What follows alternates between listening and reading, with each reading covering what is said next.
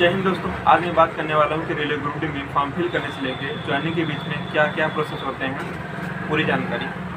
अगर आपको पूरी जानकारी चाहिए तो आप वीडियो में लास्ट तक बने रहें। तो आइए हम वीडियो शुरू करते हैं। सबसे पहले क्या होता है कि रेलवे फॉर्म निकालती है और 1 से 2 महीने के बीच का टाइम देती है और 1 से 2 महीने के बीच में हमें फॉर्म को फिल करना होता है। तो फॉर्म को फिल करते उस समय हमें बहुत सावधानी रखनी चाहिए कि जिससे उसमें कोई त्रुटियाँ ना हो सके।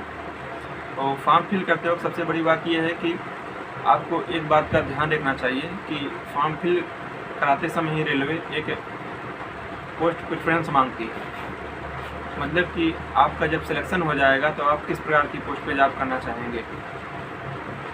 तो हमें पोस्ट प्रेफरेंस भरते समय सावधानी बरतनी चाहिए और सही से भरना चाहिए, क्योंकि अगर आपने पोस्ट प्रेफरेंस गलत भर दिया है तो आपको जब आपका सिलेक्शन होगा तो अगर आपने अच्छा पोस्ट शुरू में नहीं भरा है, अच्छा पोस्ट बाद में भरा है, तो आपको जो पहले पोस्ट भरेंगे वही अगर नंबर अच्छा आ गया तो वही मिल जाएगा। इसीलिए हमें पोस्ट में बहुत सावधानी बरतनी चाहिए। आप जिस प्रकार की पोस्ट पसंद करते हैं आप उस पोस्ट को पहले भरिए। तो ये तो फॉर्म फिल करने का हो गया। फॉर्म फिल करने के 1 साल के अंदर पहले एग्ज़ाम कंडक्ट कराती है और एग्ज़ाम कंडक्ट कराने के बाद 1 या 2 महीने के बाद रेलवे आंसर की जारी करती है। मतलब कि रेलवे ने जो एग्ज़ाम कंडक्ट कराया था तो उसी को आंसर की निकालती है, जिससे आप पता कर सकते हैं कि आपका कितना क्वेश्चन सही हुआ है और कितना क्वेश्चन गलत हो गया है। तो आंसर की के निकालने के 2 या 3 महीने बाद रेलवे रिजल्ट निकालती है।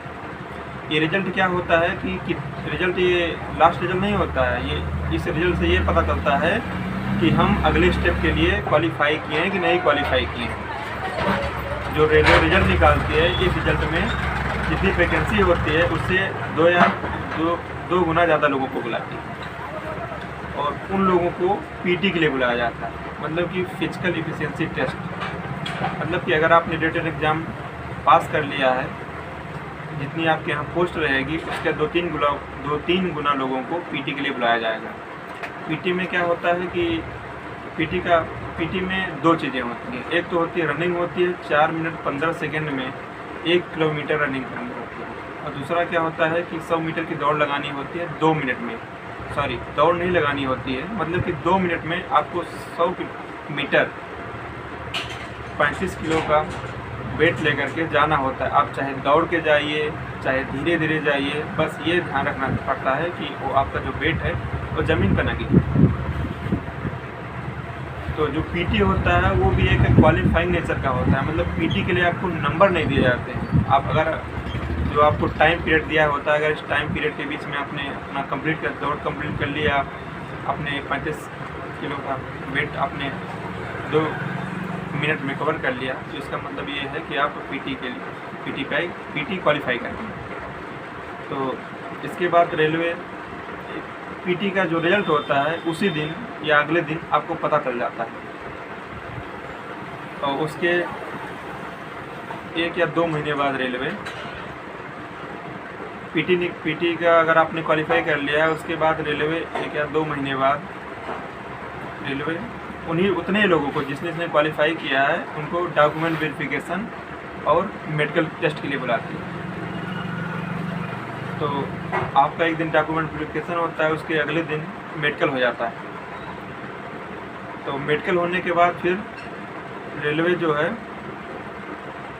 1 या 2 महीने या 3 महीने के बाद रिजल्ट निकालती है। रिजल्ट क्या होता है, एक पैनल लिस्ट निकालती है, मतलब एक लिस्ट निकालती है। इस पैनल लिस्ट में 2 तरह के लोगों का नाम होता है। एक होता है मेन लिस्ट होती है, एक होता है वेटिंग लिस्ट। तो कहने का मतलब ये है कि पैनल लिस्ट में जो मेन लिस्ट होता है वो उतने लोगों का नाम होता है जितने वहाँ पे सीटें खाली रहती हैं। मतलब अगर 1000 सीट खाली है, अगर 1000 सीटें हैं तो 1000 सीट में तो मेन लिस्ट में केवल 1000 लोगों का ही नाम रहेगा। उसके अलावा आधे गुना लोगों को वेटिंग लिस्ट में नाम रहता है। मतलब जो पैनल लिस्ट निकलता है उसमें 2 तरह के नाम होते हैं, एक मेन लिस्ट होता है, वेटिंग लिस्ट होता है। कहने का मतलब ये है कि मेन लिस्ट में जिसका नाम आ गया समझ लिया उसकी नौकरी फिक्स हो गई। और वेटिंग लिस्ट वालों को इसलिए नाम रखती है क्योंकि कभी कभी क्या होता है, मेन लिस्ट में कुछ लोग ज्वाइनिंग करने नहीं जाते हैं और कुछ लोग जॉब करने के बाद छोड़ देते हैं। तो जितनी सीटें फिर खाली होती है उसी हिसाब से रेलवे वेटिंग लिस्ट से लोगों को बुलाती रहती है।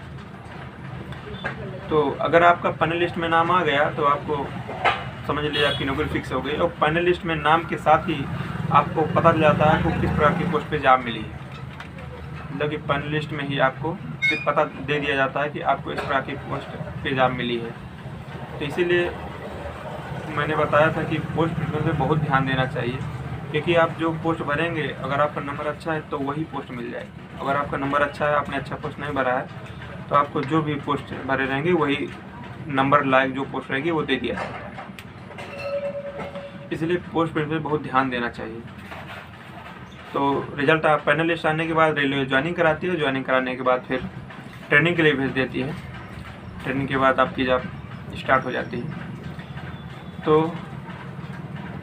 हमें उम्मीद है कि आपको पूरा समझ में आ गया होगा कि रेलवे में फॉर्म फिल करने से ज्वाइनिंग के बीच में क्या क्या प्रोसेस होता है। एक बार हम फिर से बता दे रहे हैं। सबसे पहले क्या होता है, रेलवे फॉर्म फिल कराती है। फॉर्म फिल कराने के बाद रिटन एग्जाम होता है। रिटन एग्जाम के बाद उसका रिजल्ट आता है। ये जो रिजल्ट आता है उन लोगों को पीटी के लिए बुलाया जाता है। और ये जो रिजल्ट आता है 2 से 3 गुना लोगों को पास करते हैं, 3 गुना लगभग पीटी के लिए बुलाया जाता है। पीटी क्वालिफाइंग नेचर का होता है। पीटी क्वालिफाई करने के बाद रेलवे डॉक्यूमेंट वेरिफिकेशन मेडिकल के लिए बुलाती है। और डॉक्यूमेंट वेरिफिकेशन अगर आप पास कर ले जाते हैं तो रेलवे 1.5 गुना लोगों को बुलाती है। लास्ट रिजल्ट जो निकलता है उसमें 1.5 गुना लोगों को बुलाती है। मतलब 1 गुना जो होते हैं मेन लिस्ट में होते हैं और 0.5 गुना जो होते हैं वो वेटिंग लिस्ट में रहते हैं। मतलब जिसका मेन लिस्ट में नाम आ जाता है मतलब उसका नौकरी फिक्स हो जाती है। और इसके बाद फिर वेटिंग लिस्ट वालों को बुलाया जाता है। अगर कोई ज्वाइनिंग नहीं कराने जाता है या कोई छोड़ देता है बीच में। तो मुझे पूरी उम्मीद है कि आप लोगों को सही पूरी जानकारी मिल गई होगी। अगर आपको फिर भी कोई डाउट है तो आप कमेंट करके हमसे कोई जानकारी पूछ सकते हैं। अगर आप किसी भी टॉपिक पर आप हमसे जानकारी जानना चाहते हैं तो आप कमेंट कर सकते हैं, जिससे मैं उस टॉपिक पे वीडियो बनाने की कोशिश करूँगा। अगर आपको हमारा चैनल अच्छा लगता है तो आप हमारे चैनल को सब्सक्राइब करिए, वीडियो को लाइक करिए, शेयर करिए। तो वीडियो को मैं ख़त्म करता हूँ। जय हिंद।